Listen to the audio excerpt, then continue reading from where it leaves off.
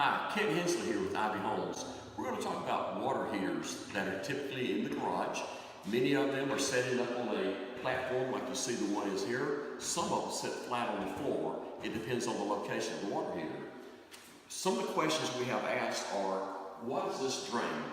This is a pop-off relief valve drain in case the water pressure gets too high in the water heater because of either the excessive temperature or water pressure.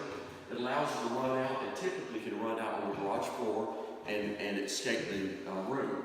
The other thing is you have a drain that if you need to service your water heater, it can be drained with water, get the water out of it. At the top we have a little tank.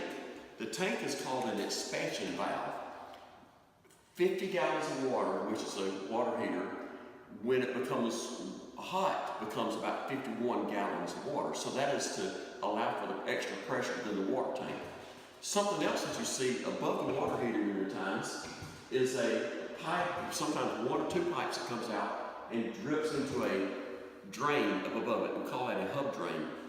The purpose of that hub drain is when the air conditioner is running, the condensation from the air conditioner runs down, falls into the drain, and it goes into your sewer.